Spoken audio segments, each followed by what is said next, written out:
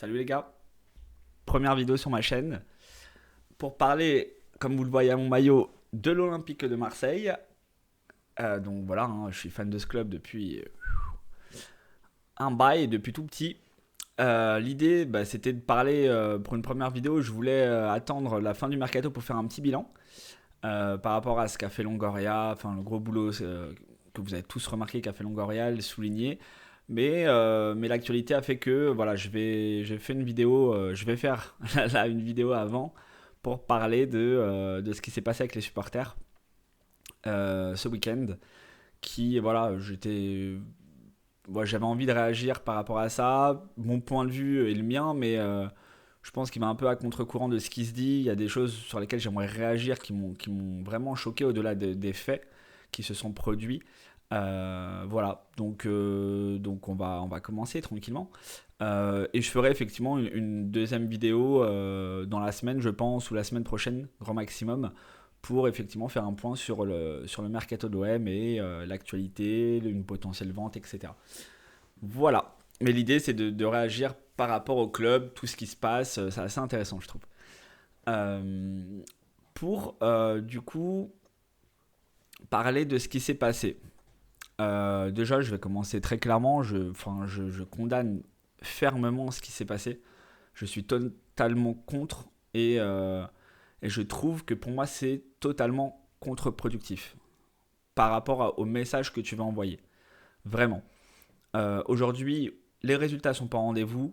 Au-delà des résultats, effectivement, tu as pas la manière de jouer, pas le bon comportement des joueurs, des problèmes d'ego qui peuvent énerver parce que ça touche aussi le salaire et on sait que un salaire d'un footballeur par rapport à nous, ça nous choque que les joueurs se plaignent alors que voilà, ils ont un métier assez, enfin de rêve, donc je peux comprendre. Par contre, en aucun cas, selon moi, ça justifie ce qui s'est passé. Ce qui s'est passé, c'est un ras-le-bol, je le comprends. Ok, les supporters sont frustrés parce qu'ils ne sont pas allés au stade pendant plus d'un an, parce qu'ils ne représentent pas vraiment le blason de l'Olympique de Marseille, parce que l'Olympique de Marseille c'est très fort et on veut des joueurs qui se donnent comme à l'image d'Alvaro, à l'image d'Ocampos, Ayou, etc. Des joueurs voilà, qu'on aime, même Sakai d'ailleurs, à moindre mesure, qu'on aime par rapport à ça. Euh, je peux comprendre totalement cet agacement, mais pour moi, il y a d'autres façons de le montrer pour passer un message. Aujourd'hui, ce qui s'est passé, c'est tout sauf un bon message. C'est-à-dire les conséquences de ce qui s'est produit vont en aucun cas engendrer de bonnes conséquences. Je m'explique. Ils veulent, donc les supporters, la majorité en tout cas des supporters, veulent le départ d'Hérault, qui effectivement a fait beaucoup d'erreurs, je le conçois, même si pour moi, il a su, pour vous donner un peu mon point de vue à son sujet, il a su se remettre en question.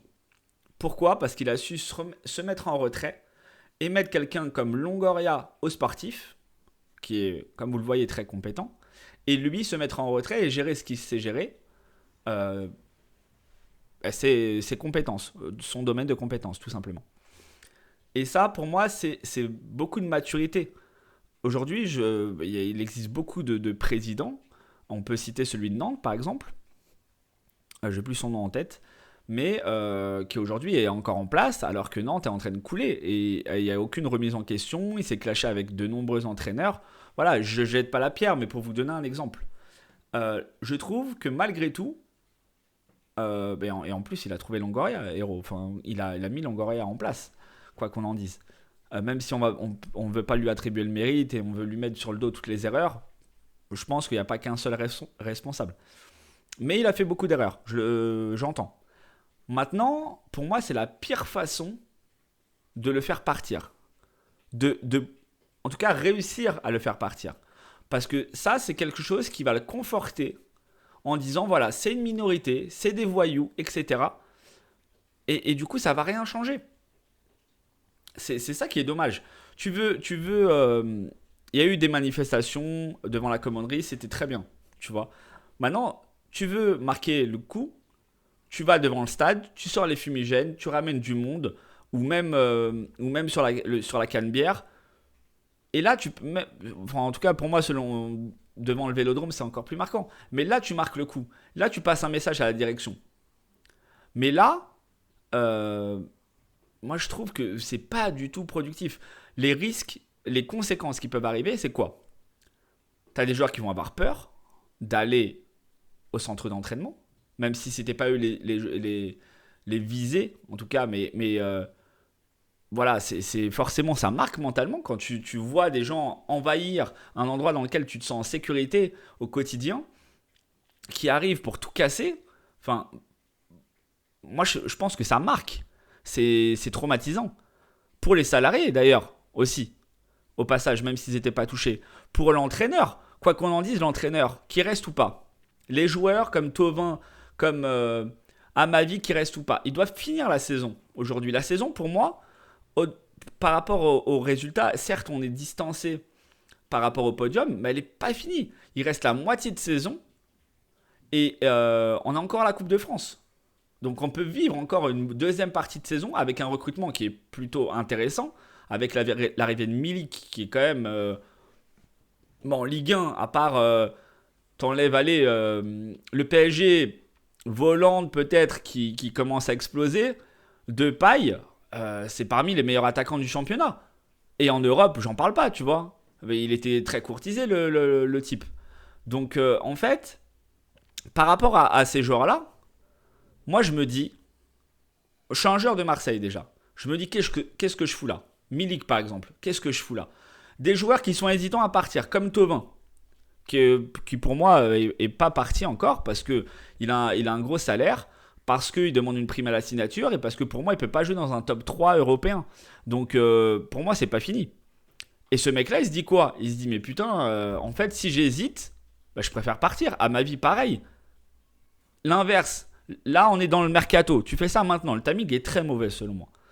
Le mercato est en train de finir. On sait que Marseille est très actif en Europe, voire l'un des clubs les plus actifs. Tu fais ça. Un joueur qui est en négociation avec Longoria. Qu'est-ce qu'il se dit quand il voit ça? Parce que ça c'est parti forcément dans la presse, dans toute l'Europe est au courant. Ça s'est ébruité. Ben, le joueur, s'il hésite entre Marseille et un autre club, il va dans l'autre club. Donc c'est nuisible au club. Et forcément, tu as une moins bonne équipe et forcément, les objectifs vont pas être atteints. Et après, les supporters vont pointer du doigt encore héros. Ou l'entraîneur, ou les joueurs. Mais ce sera en partie de leur faute aussi. Même si c'est pas ce qu'ils veulent, forcément, ils veulent le bien de Marseille, mais ça a été fait maladroitement. C'est ça le problème. Pareil pour là, on parle d'un rachat du club. Vous croyez sincèrement qu'un investisseur, quand il voit ça, ça lui donne envie d'acheter le club? Je ne crois pas. Je ne crois pas du tout. Au contraire. Au contraire, le mec, s'il hésite, ou même si on lui demande, voilà, McCourt lui demande 500 millions, je dis n'importe quoi, hein, pour vous donner un ordre d'idée, lui, il se dit, bah non, vu ce qui se passe, je mets 300 et voilà. Et après, McCourt peut-être refuse, pour X raisons, et voilà, on se retrouve dans la même galère. Même si, pour moi, je trouve pour vous donner mon point de vue, que la direction, depuis aller 1 an et demi, je trouve qu'elle fait du très bon travail avec le peu de moyens, au-delà de Longoria, parce qu'il y a eu un très bon mercato la dernière année de Zubizarreta, quoi qu'on en dise, même si Benedetto, on dit qu'il est mauvais, etc. Pour moi, là on s'éparpille un peu, mais voilà. Au moins, vous avez tout mon point de vue à ce sujet. Pour moi, peu importe l'attaquant que tu vas mettre, il y a quand même sur les côtés deux attaquants, deux ailiers qui rentrent sur leurs pieds, donc qui centrent très peu, et deux latéraux qui savent pas centrer, ou qui centrent très mal. Sakai, il n'est pas réputé pour ses centres. À ma vie, même s'il monte souvent, mais là on voit que c'est le seul qui peut rapporter le danger, parce que là, depuis qu'il n'est pas là, pour moi c'est dû à une grosse partie de l'absence d'Amavi. Toutes nos attaques passent par la droite et du coup notre jeu devient stéréotypé. Mais ça explique beaucoup de choses. Et que l'attaquant, il a peu de ballons, il est obligé de décrocher, comme fait Benedetto. Parce que c'est pas non plus un peintre, même s'il en manque de confiance. Et ça, on sait que peu importe l'attaquant, un attaquant en manque de confiance, c'est compliqué. Ça se ressent dans ses prestations, il tente pas, etc. Mais il y a quelques matchs encore, allez, il y a 6-7 matchs, avec Thauvin devant, c'était pas mal. Ça commence à échanger, ça combinait bien. Donc pour moi, Benedetto est pas non plus mauvais, comme on a pu avoir avec Mitroglou, où là, pour moi, Mitroglou ne pesait pas, même si la Provence a osé comparer leurs stats. Je pense qu'ils sont assez intelligents, en tout cas, il y a des personnes assez intelligentes pour savoir qu'il ne faut pas juste regarder les stats, mais aussi l'activité d'un joueur, enfin d'un attaquant particulièrement. Et à Mitroglou, les défenseurs, ils voyaient que le mec pesait pas, donc ils le prenaient même pas limite. Ça se voyait, il jouait super haut. Benedetto, il pèse quand même sur une défense, quoi qu'on en dise. Il est pris au marquage, tu le vois quand même qu'il est bien serré le mec. Donc c'est pas un foudre de guerre, certes, mais en Ligue 1, en rotation avec un Milik, pour moi ça fait totalement l'affaire, ou même à deux devant. Ou même à deux devant.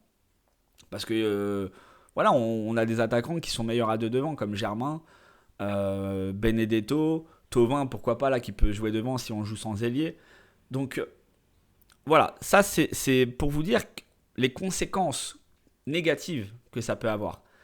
Et ça, j'ai pas l'impression qu'ils ont réfléchi quand ils ont fait ça. Ils se sont dit, ah ouais, on va faire un push.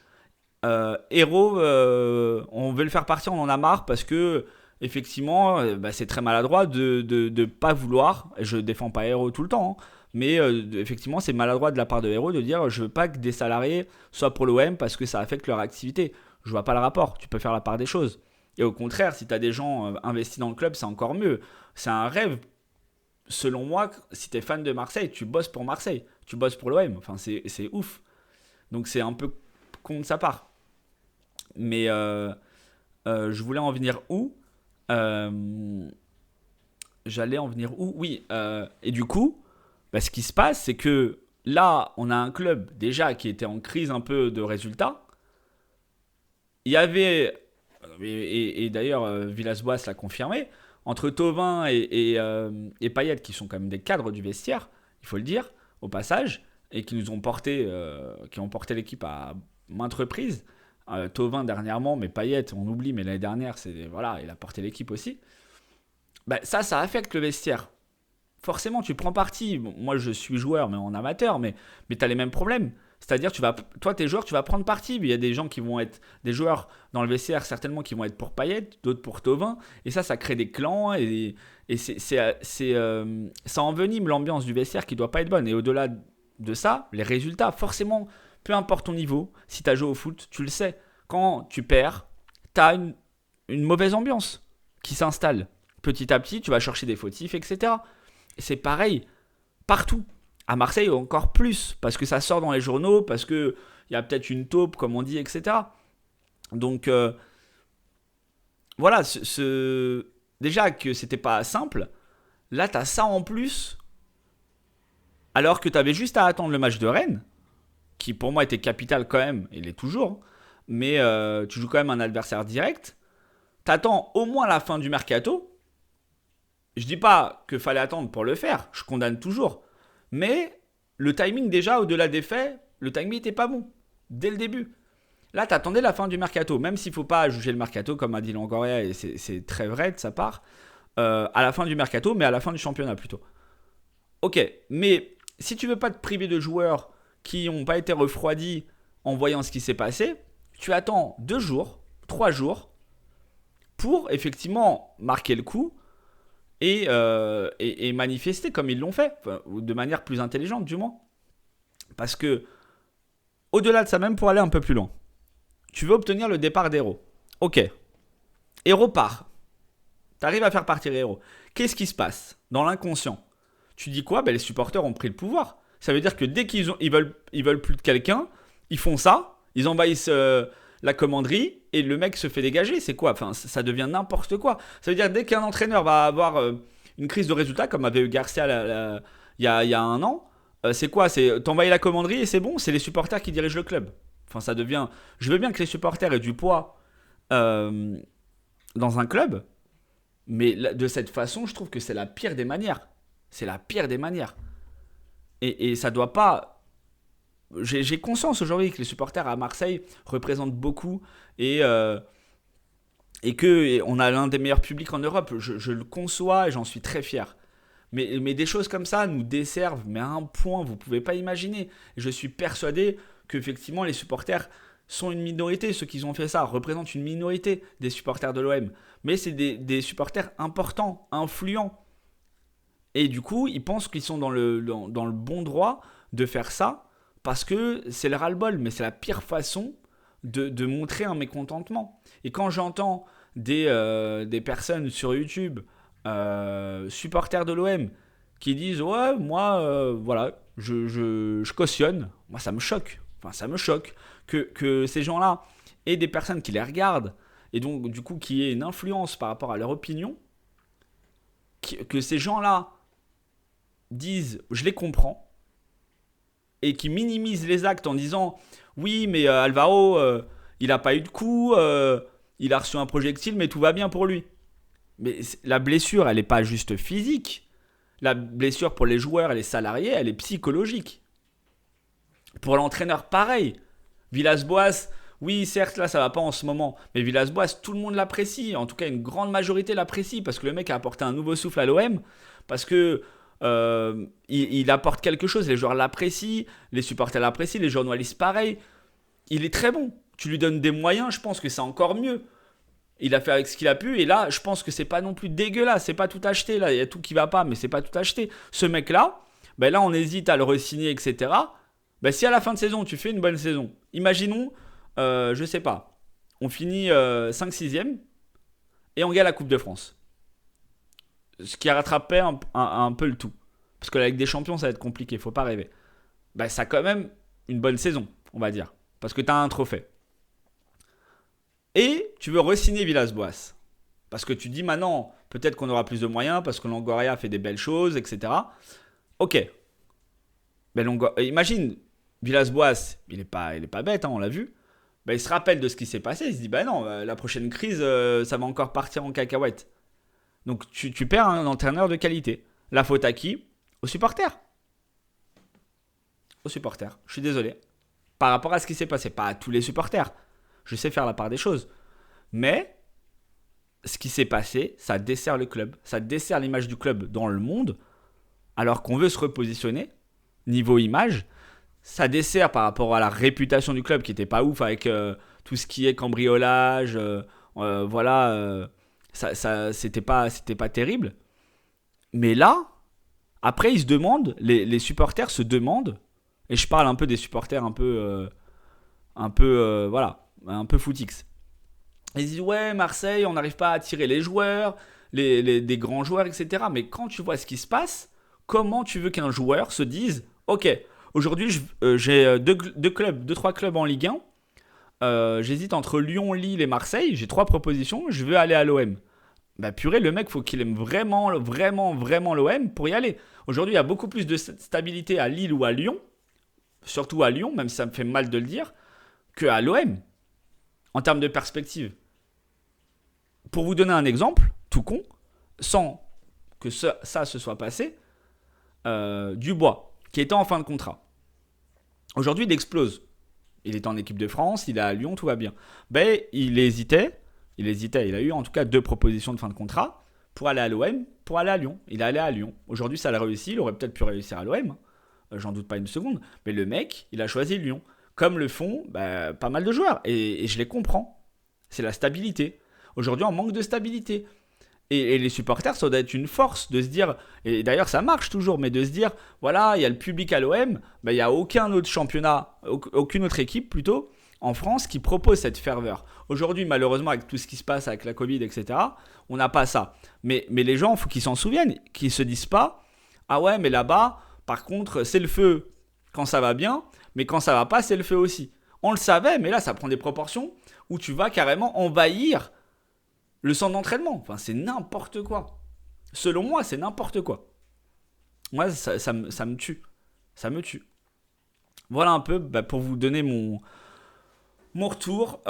N'hésitez pas à me dire dans les commentaires ce que vous en pensez. Et j'hésiterai pas à vous répondre parce que c'est vraiment pour moi un sujet important. J'ai parlé de pas mal de choses. J'ai peut-être dit des erreurs parce que dans la voilà, dans le feu de l'action, voilà, n'hésitez pas à me corriger si besoin. Et comme je vous le disais, je vais faire une vidéo cette semaine ou la semaine prochaine pour faire un point par rapport au mercato de l'OM. Voilà. Allez, bah, sur ce, salut les gars.